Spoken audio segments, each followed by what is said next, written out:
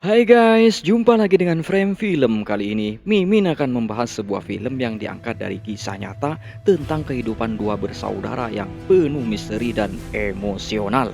Namun sebelum lanjut, Mimin mengajak kalian untuk terus dukung channel ini dengan cara like, share, dan subscribe. Tentu saja agar Frame Film lebih berkembang nantinya.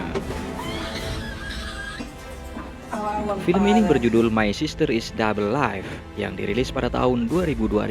Jadi buat kalian yang memiliki saudara, kalian wajib nih nonton film ini sampai selesai. Karena di akhir film kita akan mengungkap misteri yang begitu dalam.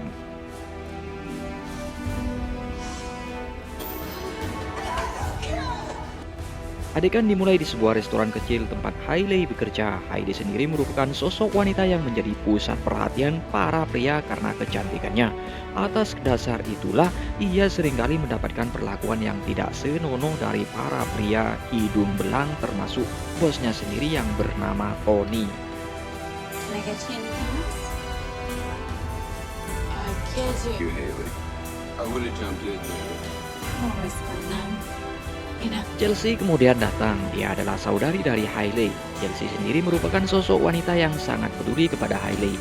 Ia bekerja sebagai reporter dan juga menjalin hubungan dengan seorang polisi bernama Leo. Ia bermaksud mengajaknya untuk makan malam, tapi Hailey menolaknya karena hari ini ia harus lembur. Hailey mengaku membutuhkan uang tambahan untuk membayar biaya kuliahnya. But don't worry, I can come pick you up. We can buy burgers or it's a robbery. Chelsea kemudian meninggalkan restoran dan pergi menemui Leo yang sedang bertugas menyelidiki kasus perampokan. Sementara itu Hailey terlihat seringkali mendapat teror di handphonenya dari nomor yang tidak ia kenal. Di malam harinya setelah Hailey tiba di rumahnya, Chelsea terlihat menunggunya terungkap fakta bahwa kedua orang tua mereka telah meninggal dunia 7 bulan yang lalu. Chelsea kemudian mengungkapkan keinginannya untuk menggunakan harta warisan orang tuanya untuk membayar seluruh biaya kuliah Hailey. Dengan begitu, Hailey tidak perlu repot-repot lagi bekerja di restoran, mengingat perlakuan bosnya yang tidak senonoh dan seragamnya yang semakin hari semakin ketat. Namun Hailey justru menolaknya dengan keras. Hailey merasa dirinya memiliki kehidupan dan pilihan sendiri, serta meminta Chelsea untuk berhenti memperdulikannya. Hailey kemudian pergi meninggalkan Chelsea. I'm glad you're keeping that going. We'll use whatever's left over for your tuition. Both up, but I didn't. All of Dad's possessions to feed the. Hailey ternyata kembali ke tempat kerjanya. Di situ ia mendapati Tony yang sedang adu congor dengan rekan kerjanya yang bernama Miranda. Dengan penuh hati-hati, Hailey mengambil sesuatu di lokernya dan kembali menaruhnya di tempat rahasia yang berada di atap toilet. Namun aksinya hampir ketahuan oleh Miranda dan menyuruhnya untuk menjauhi Tony.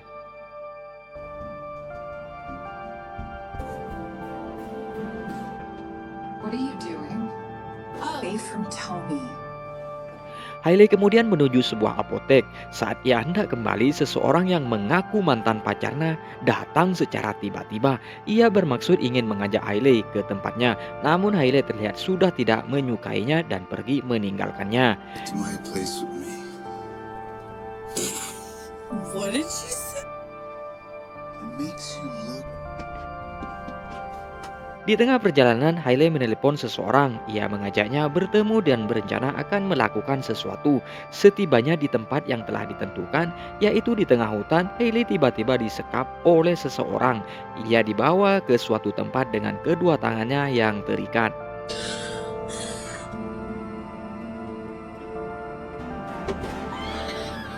Keesokan harinya, Chelsea mendapati saudarinya tidak pulang semalaman. Ia kemudian menuju restoran tempat Hailey bekerja. Di luar, ia bertemu dengan tim dan menyuruhnya untuk memperbaiki kulkasnya yang rusak. Setibanya di restoran, Chelsea bertemu dengan Hesti. Ia kemudian menanyakan adiknya kepada Miranda, namun Miranda menyatakan bahwa Hailey tidak ada kabar. Dan jika Hailey tidak masuk, manajernya akan memecatnya. Mendengar hal itu, tentu saja Chelsea semakin khawatir tentang keberadaan adiknya tersebut. Oh, I'm a bother. Like her, did she get her call? She's not answering. When you find her, Chelsea yang kembali pulang kemudian menelpon pihak sekolah tempat Hailey. Namun pihak sekolah mengatakan bahwa Hailey sudah lama keluar dari sekolah tersebut. Mendengar pernyataan tersebut, Chelsea semakin ragu pada adiknya. Ia langsung bergegas mencari Hailey di sepanjang sudut kota. hi, could you page the students? Setelah berjam-jam mencari, namun tidak menemui hasil, Leo kemudian menelponnya. Setelah menceritakan tentang Hailey, Leo menyuruhnya untuk ke tempat camp, yaitu mantan Hailey yang juga penikmat garam Cina. Setibanya di rumah camp, Chelsea mendapati seorang wanita di kamar camp. Namun ternyata wanita tersebut bukanlah Hailey. Camp menegaskan bahwa Hailey tidak berada di tempatnya. Camp justru mengungkapkan bahwa dirinya semalam dikeroyok oleh salah satu pacar Hailey. Ia juga bercerita bahwa Hailey memiliki banyak pacar sebelum akhirnya Camp mengusir Chelsea dari rumahnya. Check message, what's up? You sound panicked. Come on, let's get out of here. I'm me. Remember? Yeah, I'm calling the cops. And tell Chelsea yang frustasi berencana melaporkan ke polisi. Setibanya di sana, pihak kepolisian meminta agar sepenuhnya menyerahkan kasus Hailey kepada petugas. Chelsea dilarang ikut campur atas dasar pekerjaannya dan hubungannya dengan Leo. Keesokan harinya, berita tentang hilangnya Hailey mulai ramai di televisi. Chelsea kembali mendatangi restoran tempat adiknya bekerja. Ia mengungkapkan akan mengambil barang-barang Hailey di sana. Di dalam loker Hailey, Chelsea menemukan sebuah buku catatan yang disembunyikan Hailey. Ia juga secara tidak sengaja mendengar Miranda yang menegur Tony karena telah mengintip Hailey dari CCTV saat Hailey ganti baju. Hal itu membuat Chelsea mencurigai Tony sebagai dari hilangnya Hailey. don't understand that. All night I've been waiting for this. Tony, no! Di malam harinya, Chelsea berencana menyelidiki sendiri kasus adiknya. Leo yang datang sempat melarangnya, namun tekad Chelsea sudah bulat. Leo pun bersedia membantu Chelsea dengan catatan tidak boleh ada yang mengetahui dan meminta Chelsea untuk tetap menjaga jarak dengannya dan menyuruhnya untuk pulang. Setibanya di rumah, Chelsea mendapati rumahnya sudah teracak-acak. Ia juga melihat foto dirinya dan Hailey yang dicoret-coret. Di sisi lain, Hailey kembali sadar dengan bantuan pecahan kaca yang ia dapat. Hailey berhasil melepaskan ikatan pada tangannya. Namun seseorang masuk dan berencana memberinya makan. Dengan posisi tangannya yang terbuka, Hailey berhasil menyerang orang tersebut. Namun sialnya, saat ia mencoba untuk kabur lewat lubang jendela, Hailey kembali tertangkap oleh orang tersebut.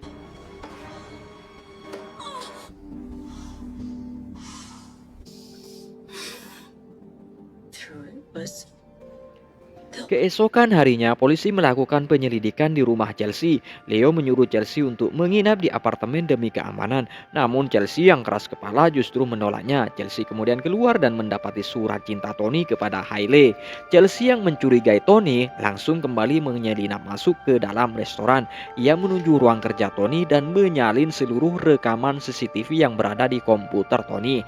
Namun saat hendak selesai, Tony kembali dan untungnya saja file itu sudah berhasil tersalin ke flash disknya. Tony yang menempati kantornya terbuka merasa curiga. Saat Chelsea akan keluar, Tony sudah terlebih dahulu bersembunyi dan menyerang Chelsea. Namun Tony yang mengetahui bahwa itu adalah Chelsea kemudian membiarkannya pergi. Setibanya di rumah, Chelsea langsung mengecek seluruh CCTV restoran tersebut tepat saat terakhir kali Hailey ke sana. Dari rekaman CCTV itulah Chelsea mendapati informasi bahwa Tony saat itu mengikuti Hailey. Chelsea kemudian menelepon Leo dan akan menyerahkan bukti tersebut kepada pihak kepolisian. Namun di belakangnya Tony menghampirinya. Di situ Tony menyangkal seluruh tuduhan dari Chelsea. Saat Tony akan mengatakan kebenaran, tiba-tiba sebuah mobil datang dan berniat menabrak mereka. Untung saja Tony berhasil mendorong dan menyelamatkan Chelsea, tapi Tony sendiri harus kehilangan nyawanya.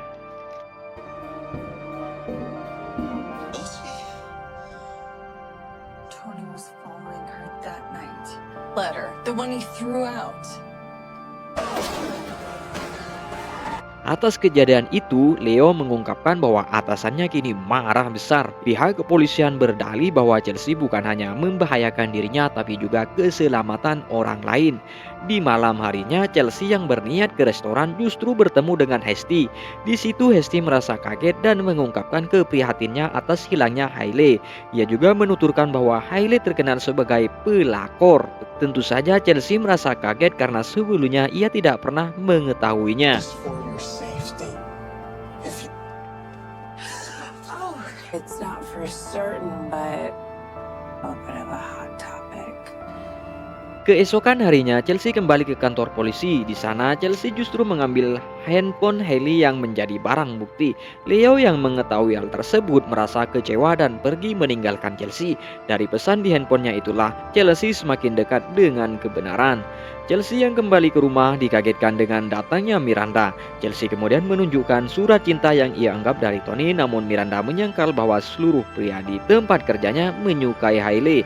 Setelah Chelsea kembali menunjukkan rekaman CCTV, Miranda langsung mengajaknya untuk ke restoran. Setibanya di sana, Miranda mengambil beberapa uang yang disimpan Hailey di atap toilet.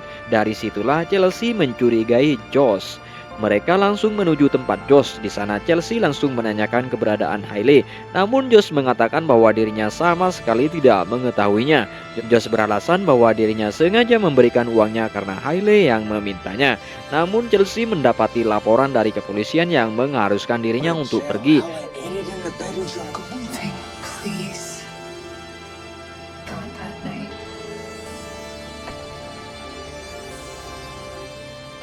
She said it was for something very Pihak kepolisian ternyata berhasil menemukan mobil Hailey di tengah hutan. Setibanya di sana, pihak kepolisian menyuruhnya untuk pergi, mengingat mobil itu kosong dan tidak ada tanda-tanda kekerasan ataupun kecelakaan. Chelsea kemudian pergi dan masuk ke dalam hutan sendirian, berharap dirinya dapat menemukan Hailey. Sampai larut malam, Chelsea menemukan sebuah rumah yang gelap. Saat dirinya mencoba membuka kunci rumah tersebut, seseorang tiba-tiba datang dan mengejarnya. Chelsea yang terjatuh berhasil tertangkap. Orang itu ternyata adalah Hesti. Namun mereka justru mendapati seorang mayat perempuan, tapi ternyata mayat itu bukanlah Hailey. Did you find a body? Did you find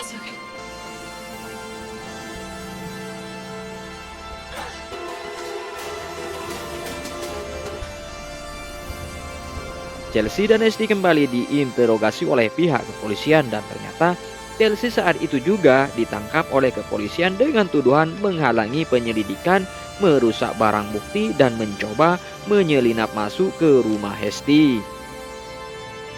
Kini Chelsea harus mendekam di dalam penjara. Setelah beberapa hari, ia akhirnya dibebaskan menggunakan uang jaminan. Di depan penjara, Chelsea bertemu dengan Josh. Ia mengungkapkan penyesalannya dan meminta maaf karena telah mencurigainya.